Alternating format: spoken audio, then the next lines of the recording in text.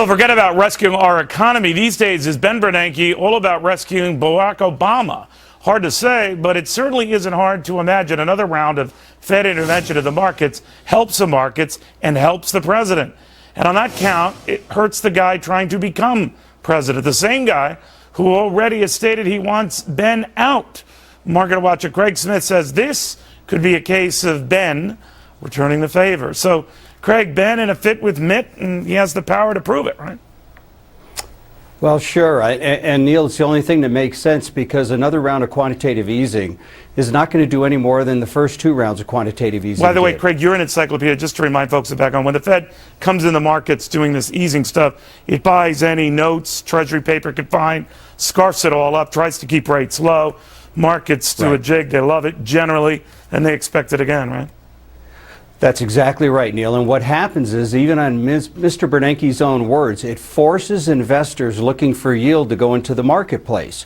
So you'll see a nice little pop in the stock market. Most people don't realize that the stock market is not the economy, but they look at the stock market. If it's doing well, my 401k is doing well, Mr. Obama must be doing a great job.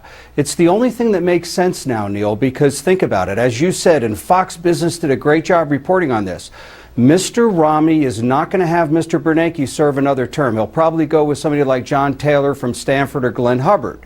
That being said, Mr. Bernanke has two reasons to do this. Number one, to get Mr. Obama reelected. Number two, to keep himself in a job. Because there's no way you can look, Neil, we don't have a liquidity issue.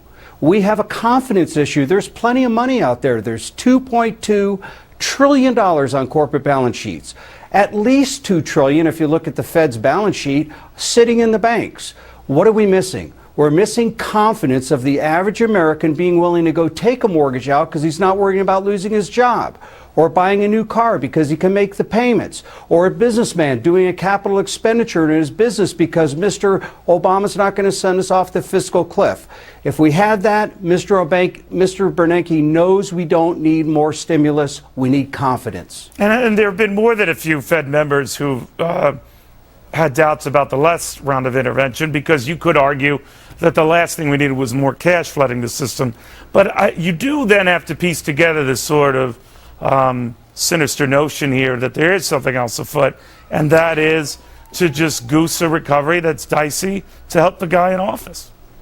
Well, yeah, I believe that, Neil, and I don't think there's anything sinister about it, because it follows the pattern that Mr. Bernanke believes in. He truly believes in the Keynesian model of stimulating your way back to prosperity. If you create enough money, ultimately the money will gain velocity and it'll bring the recovery. There's a problem with that, though, Neil.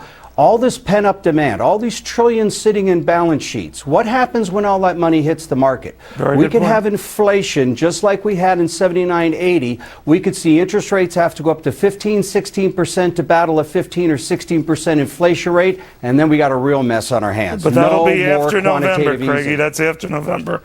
But very well put. Thank you, sir. Good seeing you, Neil. Meanwhile, as a swing state slip about to hit Mitt hard.